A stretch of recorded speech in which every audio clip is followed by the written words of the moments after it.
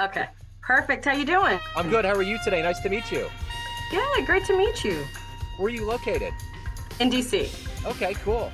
All right. What's it like to live in DC? Well, I was born and raised here. So, Okay. yeah, so I mean, I love it. I All right. absolutely love it. Right on. I've been there a few times. The subway system's easy. Everything Yes. just makes sense. I always love going to DC. Yeah, and it's interesting because like now, like as a kid, I couldn't wait to get out of DC. But then when you travel to other places or live in other places, you start to really realize how unique of a city it is. Yeah. So, yeah. Yeah, I used to work at a YMCA. I had a couple labs in the inner city, and there was one of the kids that we got a grant from AT&T to go to DC. And it was a leadership convention. And we went up there, and one night I was over in the Georgetown area at a bar, and I had longer hair, and I kind of looked like the lead singer of that band Creed, Scott Yes. Strapp. I think okay. So these guys kept telling me, just tell these, because people thought I was him. And they were like, just tell them that you're him. And I'm like, no, I'm not going to do it. Not only is that horrible karma, it would have created a total, just, I don't even know what would have happened. It would have been bad. But I remember being in that bar in DC and I was like, I'm not doing it. I'm just not going to be that guy. So, but it was fun. I remember there was a lot of people, a lot of life. It was a good district. Yes, definitely. Definitely. Yep. A lot of It's fun. a very unique city. Yeah, for sure. So before we get into your life and your work, what I would like to do is ask you about COVID. How did you survive the last 3 years, and how has it changed you? Oof, that's interesting. So for me, it honestly changed everything about me. I was it's COVID is responsible for me like going out and creating my own business. Um, I was really doing a lot of things for everyone else except for me. So I was definitely like burnt out. Yeah, And when I talk a lot about like being lit up and finding out the things that really light you up, there wasn't a lot of that going on. And it was really just this urge to quit my job and to go out on my own. I was really responsible for, I was working at an organization where webinars weren't really a thing. It was kind of like everything was in person. We went from that to, all online. And so being the person who was responsible for creating the workshops for people to teach them about new technology and working with IT and all of that, I was running myself ragged. And so I think COVID also, I started doing workshops about loss and grief, and um, saw people connecting with strangers from across the country for the first time, and just the beauty and the depth of those workshops just kind of, I don't know, they're still with me. So COVID changed a lot of things for me, but also I feel like we got a little bit closer to who we are and what's important to us yeah, as a society. I agree. I think there was things that were at a tipping point, and then you put a pandemic in there, and it just brings everything to the surface. Yeah. Yep. Lots of things too about mental health. It used to be this thing where there was that prevailing mentality where people were like, we'll just get over it. But now it's more of a thing where I think there's more of a empathy and an understanding than there ever has been before. Yes, I totally agree with that. I do.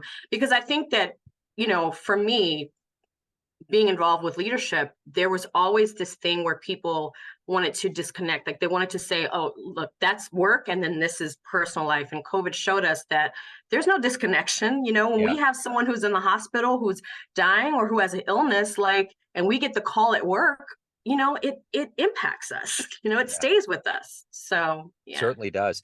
So let's get to the essence of what you do on a daily basis. I'm going to put you in front of a bunch of third graders at a career day. Okay.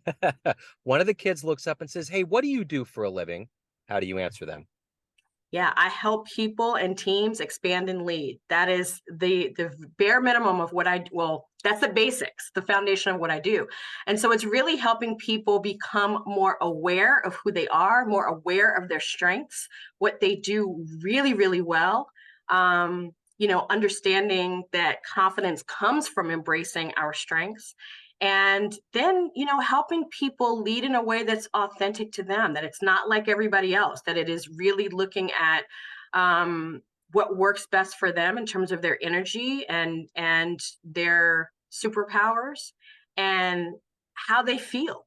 So I think I'm also a little different because I incorporate assessments like emotional intelligence. I'm helping people navigate emotions. Like emotions are the basis of what I do.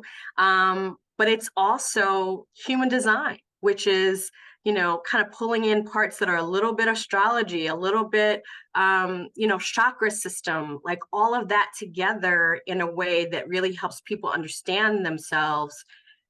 Because I feel like if you don't understand who you are, you cannot connect with other people. You can't, your interpersonal relationships are going to suffer if you don't know who you are. So that's really, it's the basis of what I do is really around self-awareness, understanding who we are, and then navigating emotions. So let's go back to when you were in the third grade. What did you want to be when you grew up? Ooh, so in the third grade, I wanted to be an attorney, which I am technically, Sure. Um, but I think I went from wanting to be a pediatrician to an attorney. And I Okay. remember my doctor said to me, I will never forget it. He's like, what do you want to be? And I was like, I want to be a lawyer. And he said, lawyers come a dime a dozen. And I was like, hmm. And Yeah. then I realized that they do. So Right. Right. Right. But yeah, with everything, there's all kinds of different aims and different genres that they go into. So let me ask you this. Talk to me a little bit about the seeds that became who you are. I know you're from DC, but talk to me a little bit about growing up and how these things that are, I mean, you're not just going into a job, you're helping people, you're leading people, you're getting them to a better place, you're giving of yourself. How did those seeds happen for you? yeah, so I can tell you when I look back on it, there's one specific moment.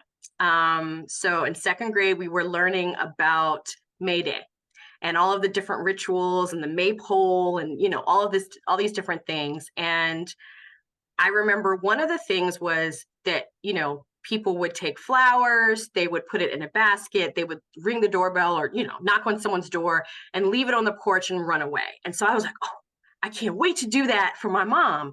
And she was a teacher, a first grade teacher. And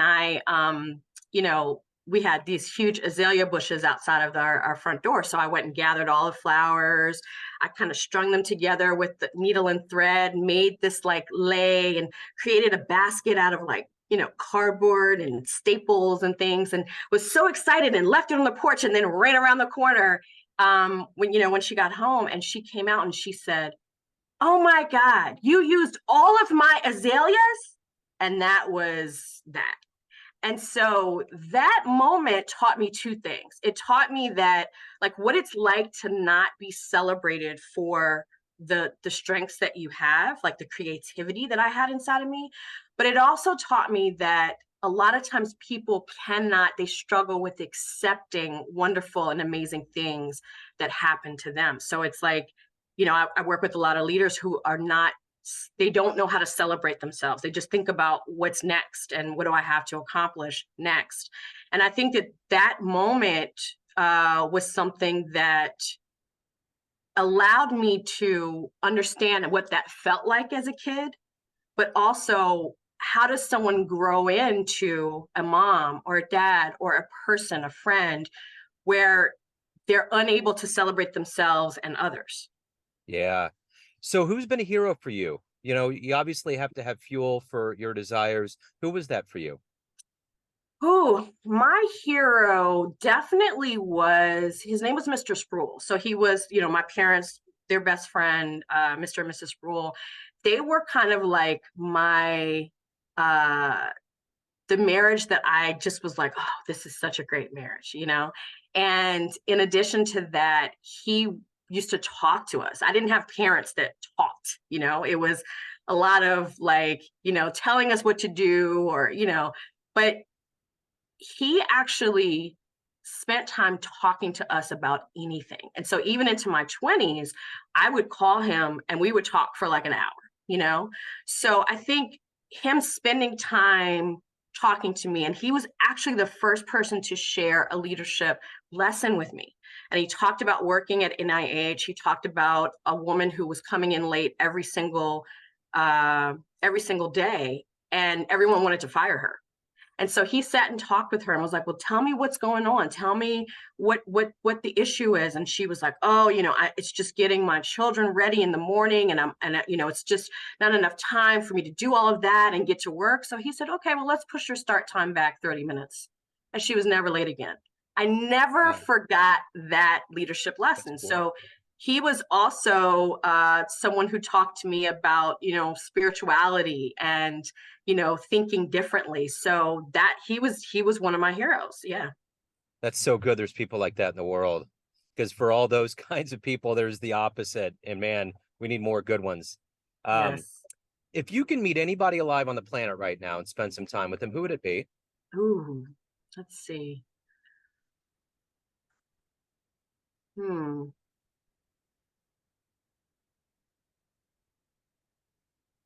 Gosh, my brain goes, it's hard for me to choose one person. You can choose a few. Yeah, I would definitely say Richard Branson is one of them. Yeah. I think that, in reading his book and just kind of like his leadership style, following his energy, like I definitely would love to spend some time talking to him about lessons that he learned that worked and didn't work, and how he leads and how he actually creates companies. I would love to talk to him about that. Yeah. So for someone like Richard Branson, they obviously have a lot of fire, a lot of motivation. What is that for you? What gets you out of bed? What gets you moving? What gets you wanting to accomplish what you want to get done with your life? Mm. For me, it's paying attention to like the spark, because I've learned that if I don't want to do something, like my dad said this to my husband. He was like, "Listen, if Kristen doesn't want to do something, she's just not going to do it." And I think for me, what gets me out is wonder. It's curiosity. It's learning new things. It's learning about people. It is, how to, like, I truly believe that regardless of, you know, I believe that when I walk into a room, I can relate to anybody in it. That's just what I believe. And I feel that we have so much more in common as people than, you know, like difference. And Right. so I am about finding the commonality. I am about like understanding what makes people tick, what's important to them. And so I think that curiosity is really the best word to describe how I feel and what lights me up. So what is one of the best success stories you've been involved with as a professional? Something that Hmm. always puts a smile on your face. Huh. Let's see. For me, hmm. Let me think for a second. Sure.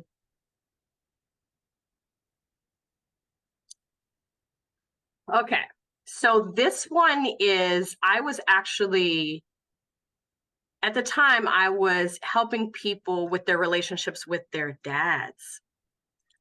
And so, because I realized that like, no one really explores that. And I did an interview with a person about his dad. And what happened was, he he wasn't very happy with his dad. Let's just say it like that. It was a very complicated relationship. And about a week or two later, I got a voicemail on my phone that said, "Kristen, you have no idea what you have just done. Like, my dad is on his way out here and we are having a conversation. He's flying out here." And so that interview changed the trajectory for his life with his dad. Wow. And so that to me is something that really makes me smile, because relationships influence everybody around us. That's Yeah. huge. Absolutely. So speaking of, things happen in life, we have this long timeline. If you were to have a dream tonight, you ran into the 20-year-old version of yourself and you could dispense advice on that young version of you, okay? Based on the wisdom you've gained, what would you tell that young version? And would that young version listen to you? Oof, would that young version listen? Probably not. So I would definitely say for me, I've learned that energy is everything. Like paying attention to the people that we meet that make us feel lighter, that make us feel brighter. Paying attention to the hobbies, what's like in school, what makes you feel lighter. I think that I would say that and don't look at what everybody else does. And if you do, try it on, and if it doesn't work for you, let it go and move on to something different, because in life you have to find out what works for you. It's not a good fit if it doesn't feel good for you, if it doesn't feel light and make you feel bright. And I think that that's probably the best lesson that I would give myself. So living in DC, as a civilian that hasn't lived there, the thing that we automatically as Americans think about is just this explosion of history and things that have happened in this country. If we get off the phone, time machine pulls up in front of your house, you could go anywhere in time and see an event of human history, Mhm. American or otherwise, with your own eyes. Where are you going? What do you want to see? So in DC, Well, it could be anywhere. I'm just anyway, saying DC yeah, is as a reference point because that's kind of the place where all of the birthplace of so many things have happened. yeah. I think for me, it would be there were so many women that were involved in the civil rights movement that we don't necessarily think about. We Yeah. normally think about the men. And I think it would be to be in a house, where they would meet, and really look at and talk with how women use their leadership skills to advance the movement, to create, you know, to push initiatives forward, um, in a grassroots type of way. I think that to me is super fascinating, and it goes to, you know, leadership, right? That's at Yeah. the root of everything that is me, that I do. So I think that would be what I would be most interested in learning more about. I think that's one of the beauties of podcasting is that there was a show I was listening to called Radio Diaries, and there was lots of that, lots of women that didn't necessarily get known by the masses, but did instrumental things that created movements that people didn't realize. Like I was listening to one the other day about um, Zora Neale Thurston and just her whole history and what she did and how she researched her books and all of these things. I had Yeah. no idea. There was all kinds of things. Like I was even thinking, because I do a lot of jazz radio, and Mary Lou Williams was unreal, like what she was doing. And she stepped away because she was so tired of the way she got treated. But the way that she approached her instrument and the historical genius that she had on the genre was unreal, unmatched by gender or anything. And it's crazy how history has tended to kind of just not give them their proper due. It's wild.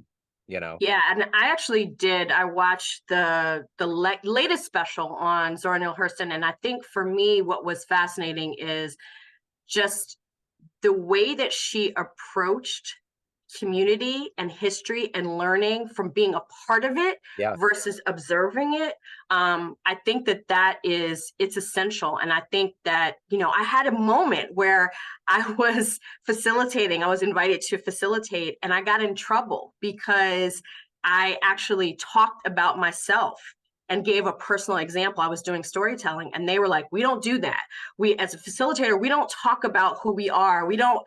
And I was like, ultimately what I realized is that is my beauty. When I'm in front of the room, when I yeah, am talking with people and I'm connecting with people, you have to share a little bit of who you are in order to allow people to open up and of course. connect, right? Of That's course. that's a relationship. That's communication. Well, it builds trust too. It's like I don't have to Yes. interject anything about me, but I mean, there's a tie to DC and other things that make sense. It's part of your history. I remember early on when I was doing interviews, I interviewed someone because I'm in Kansas City that was from Kansas but lived in San Francisco, and we got to the end of the interview, and she was like, "I want to do this interview again. I really think you have more, and I really think you need to open up more when you're interviewing people.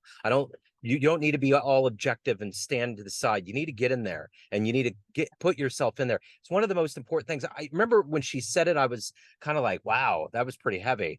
But when I thought about it, it's true. And that's how we grow. Those are moments in our lives. But I definitely think that if you're going to be moderating and facilitating something for them to know who you are, they're building a relationship with you and the story.